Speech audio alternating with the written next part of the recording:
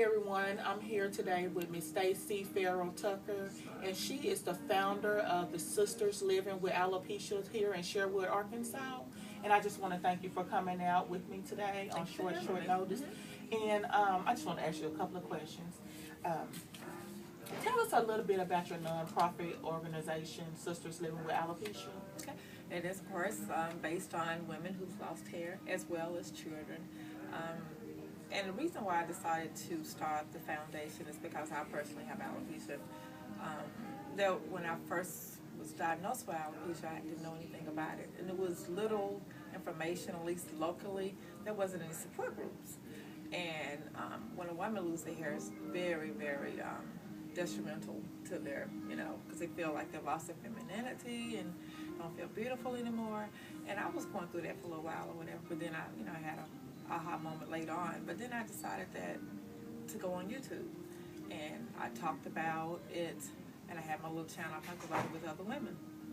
But at that time, I was still wearing wigs and head coverings, and of course it's cold now, so I got this on today.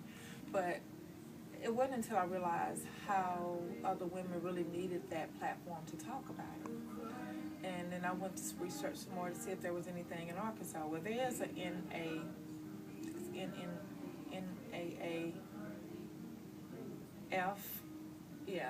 organization. It's in Conway. I'm sorry, in Fayetteville, but it's exclusively for everyone. Because men, women, children, anybody can be affected with alopecia. But I wanted something to be exclusively for women, because sometimes, women don't feel comfortable exposing their bald heads to men and such. Right. And that's when I realized we really needed a support group. And I started the support group initially online, and then I decided to make it public, and thus having Sisters Living with Alopecia. Okay. What does your non-profit organization do? I mean, I know you have an event coming up this weekend, but what do you do exactly in your event? Okay, so this is going to be our first, because Sisters Living with Alopecia was founded April 4th. So yesterday was our anniversary. Oh, congratulations. And so this is our very first major fundraisers. We've had small fundraisers as like going to Walmart and, sitting up letting people know about it, and, people would donate, come online or whatever. But our mission is to, of course, support women and provide emotional support, but also financial support when we have the funds. And of course, when you're out there trying to get the money yourself, it's kind of hard to do what we would like to do. We would ideally like to help women buy headpieces if they don't have insurance to pay for it. Buy quality wigs, because that's one thing I cannot stand is to see a woman that has a wig on their head that look like a rag, it look like a mop. Okay. I want to, because the wigs that I used to wear when I wore them, you cannot tell that they're wigs. Right, people right. would think, people who knew me from a kid growing up knew I had long, beautiful hair. But the people who did not know me, would think that was, you got a nice wig, that's really nice, who did your hair? It's a wig. What? It's a wig. So I would always make sure that I got wigs. So what I do is we raise monies to buy quality wigs, and those wigs are not cheap. They can cost, with the synthetic wigs, a good synthetic wig will cost really nice, an average of about $80, and then, the human wigs, of course, they can go all the way to $500, so they're very expensive. So we try to buy those, and it's basically, if anybody contact me, mainly I would prefer you to be a member, and I have to verify that you definitely have alopecia. And what I would do is also, if they don't have insurance, I will recommend them to a trichologist, and I work with Dr. Linda Amberson. She's in Texas, unfortunately, but there's one closer in Memphis, and I'm gonna see what we can do as far as getting with her. But we make sure they truly have alopecia, to see if it can not be reversed, because it's different forms of alopecia. Right. A lot of people don't know about it. It's different. Some you can reverse, but you have to continue to take the tropical solutions or the injections. And do they inject those directly into the scalp? Okay. So I chose not to go that route, but there's some people that, really want to go through that. And what I mainly want to do, though, is to let women embrace their baldness. Love themselves in the form that God has made them. and we are wonderfully and fearfully made. And if you want to pop a wig on your head, that's okay. Right. But don't be ashamed of it. Let everybody know about it, so we won't have to continuously explain it. Right. You had mentioned something about the luncheon that we're having this coming up. It is about alopecia awareness. We use it as a platform to spread awareness, but it's also about just loving you, whether you're, plus size, whether you are real short, whether you are tall, whether you're skinny, whether you're a dropout student. It doesn't matter, because we all have a purpose in life. Our purpose might have been for you to drop out of school, because then maybe to make you more hungry as you get older to go on and get that doctor's degree. Right, that's true. And so forth and so on. So it's about encouragement and just supporting each other regardless of our differences. If I'm different from you, because society, especially Hollywood, says beauty is a size 2, light, bright, hair down to your behind. Right. That's not what beauty is. Beauty is here first. Right. Beauty is confidence. Right. Confidence in your own being. So that's what the foundation is. That is what the luncheon is about. Of course, while we're raising money, and that's one of the fundraisers. But our biggest fundraiser is going to be a 5K, which I'm excited about that we're going to have in September. So now I am nonprofit. We are nonprofit, and we do have we don't have the 501c status yet, but we're working on that. So that's what I we're saw it raising on money your for. website, and we're Yes. going to talk about that a little later. So my next question is, for someone like myself that doesn't know much, can you kind of educate us a little bit and tell us what it is and what it is not? I know you say, a lot of people say it's cancer, but it's not cancer. Yeah. Ideally, if we see us walking, because alopecia first is mostly known as an autoimmune disease or condition, and where it attacks the follicles of your hair.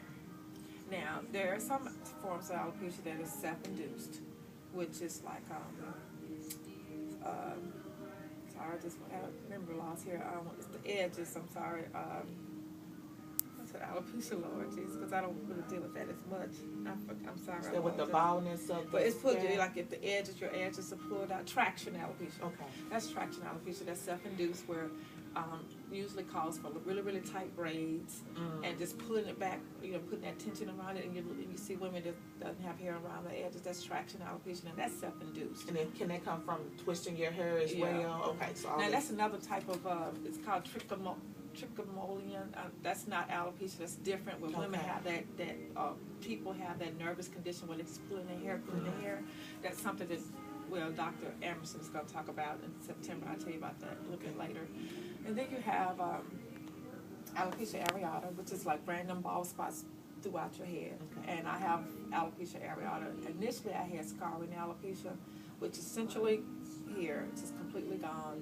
And you might not can tell, because I shave my hair now, because this part of my hair will grow. This will grow around here. But then I have bald spots here. But then here, this is clean like a baby bottle. Okay. There's no hair there. I don't care how much, you hear about the commercials, what is that, hair grow, or sorry, I can't think of some of this commercial where you can put the stuff, and I used it. I've tried everything in the world to try to grow this hair back, and it would not budge. And this is coming from someone who had hair literally down here, and that was very hard to know that I'm losing my hair. Then you have alopecia totalis. That is where it's completely bald, no hair. Won't grow anywhere in your head, but you still have your eyelashes. You still have your eyebrows and your eyelashes. Okay, then you have alopecia universalis, which is the most severe kind. There's no eyelashes, there's no eyebrows, no hair, no hair, period. No pubic hair, nothing, bald. And that's our keynote speaker, Faye Renee Spells. She has alopecia universalis. She's had it since she was 4 years old. Okay. So babies can get it, and that's something, especially where kids are so cruel now, and they're bullying, and kids are killing themselves. So we want to really have our parents to teach them to love themselves and be confident and be bold about it. I have alopecia. Right. What's it to you? And then it's not contagious. to them. Right. Explain it to them. Exactly. So I think the more awareness, the less questions, and we've come a long ways, but yet we have much longer to go as far as awareness. So I read on your blog, and I don't know if the one that you got real emotional on, but it could have been in the wording, but you was talking about the stairs. So how do you handle the stairs, or when people, they may see you in the store and say, "Oh, you got cancer," or the misinterpretation Yes. of it? How do you handle that? I've had some experiences where I'm walking and I know people are just, stare. And I had a couple of experiences, but one particular, a kid was just looking and she said, "Mama, she's bald." I told her, I said, "I sure am, baby." I said, "Sure am. Do you want to know why I'm bald?" And she looking like she's scared of me. I said, "There's nothing to be afraid of. It's not contagious." And I explained what alopecia was, and the mother did not know. She said, "Oh, so she said, of course she apologized." The first thing you asked, she apologized, or and she you got said, cancer. "I'm so sorry. I just thought maybe you were a cancer patient or survivor, something like that." I said, "No, ma'am. I said, I have alopecia," and I explained it to her. And I gave her my business card, and I'm sure maybe she Googled it. There's also, because now it's beginning to be a fast. When women cut their hair, just be cut Right, their hair, right. and it's really the low haircut. But you rarely see a woman that's just bald unless they're trying to, and I get that. That's why I have to make sure that I'm dolled up, and I'm not dolled up today. I don't want to give any indications that, and nothing against it, but I want to let you know that I'm not gay. Right. I'm not a lesbian, so I'll let you know I'm not bush. I am a woman. I'm still feminine, and I'm, it's just, and I don't. Hopefully, they say that they kind of can tell, but every now and then I get that misinterpretation. And men might look at me and think, well, she's not interested in me. Right. But more so since I've stopped hiding behind the wigs, I've gotten more male attention. So it's about your confidence. If a woman walk into a room and demand, that presence of confidence, men allude to confidence. I tell women all the time, you can have the bangingest body, the prettiest face, but if you're insecure, a man's gonna feel that. That's right. A woman can come in just plain or average, they will gravitate to her because she has confidence. So that's what I like to do, is just teach people, try to rub off confidence. Okay. Okay, I got a couple more questions for you. We talked about your event this year. Now you said something about the 5K. I know you said you're working, or I read that you're working on your 503.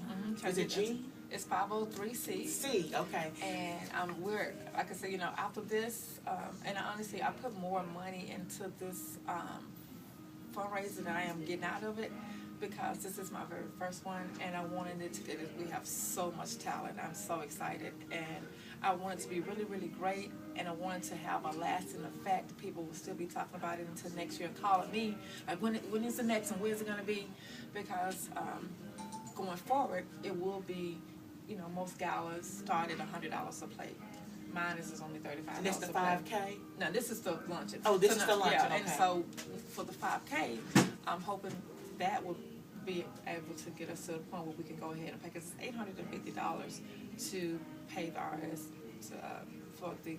to get the certification as a 501c3. What that does is they give us the right to solicit for like big monies, you know, and corporations and government grants and such. So where are you at on that right now? Is it like 23%?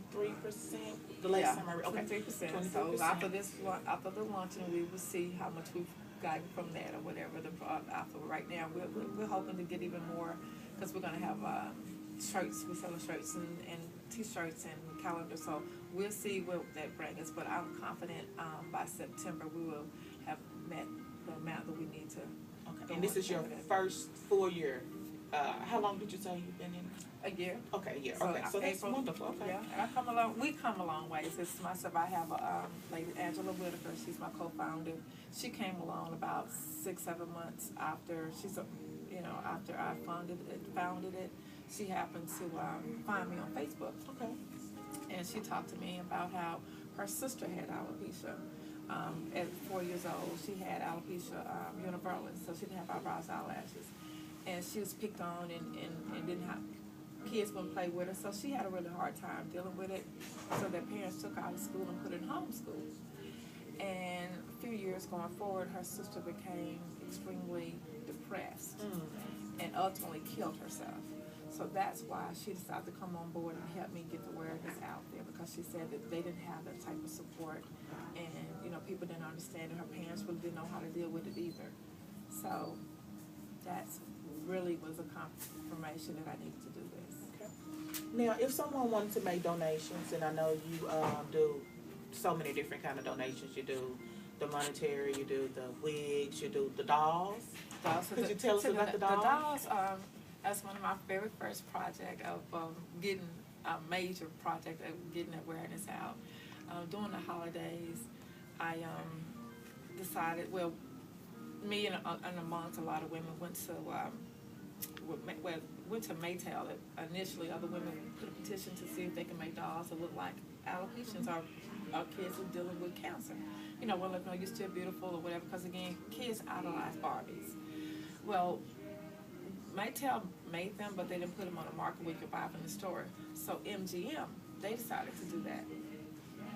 And so they make the Moxie dolls and the Brax dolls. Okay. So I did the holiday drive, and I got so many people that I was just so humbled by the people sending out the monetary donations, meeting up with me with the dolls, going online because I'm telling them where to get them at. So, and I still, every now and then, like the members on my page, when their birthdays, I always send them a doll, you know, for their birthdays or whatever. And women, you know, if they ask for them, I send them to them too. And if they come in, you know, black Moxie, black brats, whites, you know, and Hispanics. So it's 3 different races, you know, Caucasian. So, yeah. So is there anything else out there besides the dolls and well, like the head covers, the turbans are very really popular in the wintertime. The turbans and those cute scarves. You know, I'm ready for it to get warm because I'm ready to dispose my head, but it's cold. So I just, and I do wear wigs every now and then, but I've gotten so comfortable with my hair. I just like hair just. So bothersome now, you know. I can get ready in 5 minutes as opposed to when I used to have to take an hour to get ready, you know. Right. So yeah. Okay. Did you have anything you would like to enlighten the class with? Just look in the camera and just, you know, feel free to express or educate or enlighten us on anything you would like for them to know. Next time you see a bald woman, don't stare. Just you can assume that she has cancer. You can assume she has alopecia. But one thing I do advise people is that you can have hair today and it can be gone tomorrow. So just don't judge. You know, men lose hair, and men can kind of deal with it because it's more of a fad for men, or it's a sexy thing. You know, Michael Jordan made it really popular back in the day when he first did it. But just love your woman and just don't be self-absorbed. You know, because like I said, I can put on a wig and I can rock it, and I can take the suck off the next day and I'm still beautiful. But I love me, and just love yourself in the form that you are. And when you see her again, you can see a bald woman, just know that she's beautiful. And give her a compliment. Go up to her and let her know you're hot. That's what you can Again, do. I thank you, Miss Stacy. Appreciate you for coming out with such short notice. I really do appreciate you. I'm just so excited that you came, and I just I'm glad really you called me. thank Like I said, alopecia awareness, I'm doing it 24/7, 365. So, yeah.